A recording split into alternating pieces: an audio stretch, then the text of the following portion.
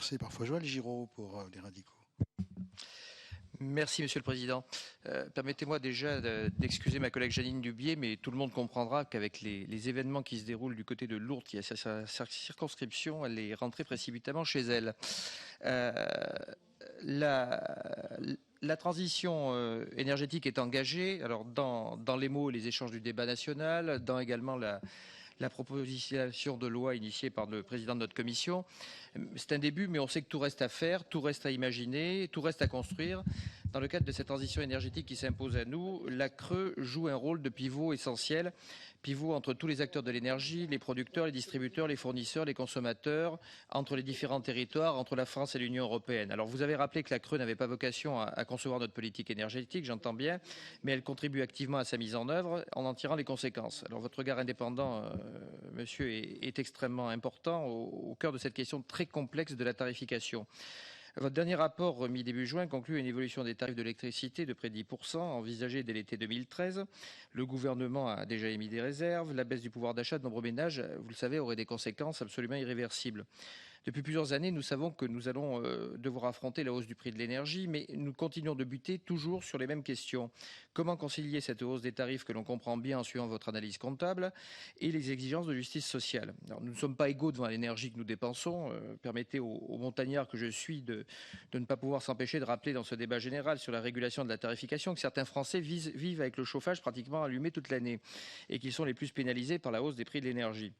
Alors la question d'efficacité énergétique sans laquelle on ne peut penser la transition est centrale. L'efficacité énergétique, notre capacité à ne pas gaspiller des kilowatts, est-elle prise en compte dans les analyses et les solutions préconisées par la CRE?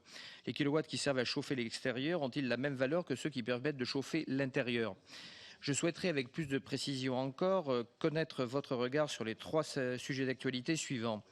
L'hydroélectricité, c'est un enjeu majeur pour nos territoires de montagne. Nous avons eu l'occasion de le rappeler à plusieurs reprises au sein de cette commission, qui a même désigné Marie-Noëlle Battistel et Eric Straumann pour une mission qui me semble extrêmement importante. Le renouvellement de concessions sur les barrages sont à l'ordre du jour, bien que suspendus aux conclusions du débat sur la transition énergétique.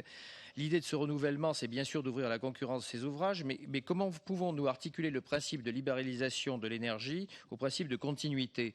Ne risque-t-on pas de perdre en efficacité et en cohérence en confiant à différents acteurs des barrages voisins sur un même cours d'eau? Forte de son expérience, la CRE peut-elle se positionner, avoir un avis sur cette question? Parallèlement au débat sur la transition énergétique et sur la tarification de l'énergie qui nous préoccupe, nous sommes appelés à nous prononcer sur un texte relatif à la consommation. Le gouvernement a déposé un amendement visant à supprimer la réglementation des tarifs du gaz pour les PME, les industries et les administrations. Seuls les particuliers continueraient de bénéficier de cette tarification réglementée. Le maintien des tarifs réglementés serait contraire à la législation européenne. On peut néanmoins s'interroger sur le calendrier. Faut-il renoncer à cette réglementation dès maintenant alors que le débat sur la transition énergétique n'est pas clos? Quelles seraient les conséquences du maintien de cette tarification réglementée? Là encore, j'aimerais entendre votre avis. Enfin, que répondez-vous à ceux qui, dans un souci de transparence et d'ouverture à la concurrence, souhaiteraient que la CRE fixe elle-même le tarif soumis à polémique, c'est-à-dire l'accès régulé à l'énergie nucléaire historique, afin que le secteur concurrentiel à EDF puisse effectivement se développer et la hausse du prix de l'électricité peut-elle être effectivement limitée par le développement d'une offre concurrentielle? Et une fois n'est pas coutume, les radicaux auront eu une vertu cardinale, celle de limiter le temps.